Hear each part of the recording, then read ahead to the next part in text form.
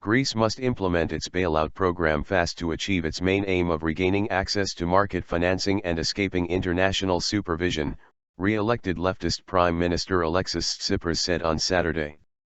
Speaking to lawmakers of his Syriza party on the day a new parliament was sworn in, the premier said he aimed to complete the first review of €86 billion bailout agreed in August as soon as possible so Athens could open negotiations with its Eurozone partners on debt relief. To achieve that, Greece is required to enact a swathe of reforms of taxation, pensions, healthcare, the financial sector and public services by November 15 to unlock the next tranche of aid and receive help in recapitalizing its stricken banks. Implementing the bailout is not going to be easy. But we are obliged to make these decisions although we don't like them, Tsipras said.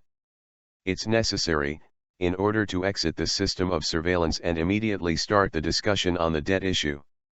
Our main target is to exit the system of supervision, and regain market access. But a necessary condition for that is to return to growth, he added. Tsipras performed a spectacular U-turn in July after calling a referendum to reject austerity terms for a bailout, only to accept more stringent conditions after Greece was forced to shut its banks, ration cash, and impose capital controls. A hard left faction broke from Syriza, but Tsipras trounced them in an early election last month, returning to office comfortably with his right-wing nationalist coalition partners.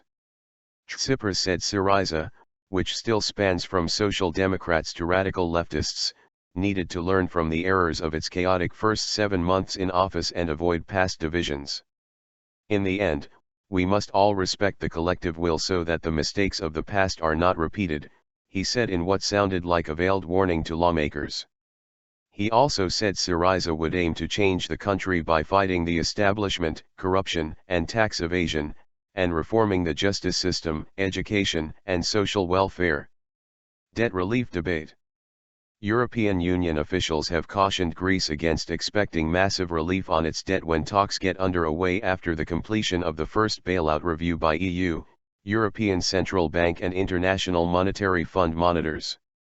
Klaus Regling, head of the Eurozone's bailout fund, told the Financial Times last week that Greece did not need large-scale debt relief and had already received the most concessionary loan terms in world history.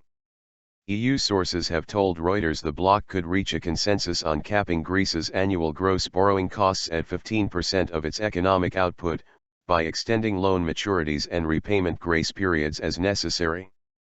An IMF source said the fund believed Greece needed easier terms closer to the 10% annual gross borrowing cost it aims to achieve for developing countries. The IMF has made Greek compliance with the bailout program and adequate Eurozone debt relief conditions for its continued involvement in Greece, which Germany insists is necessary to satisfy its parliament. Berlin, the Eurozone's leading economy with the largest exposure to Greece, has ruled out any haircut but agreed to consider longer maturities and grace periods.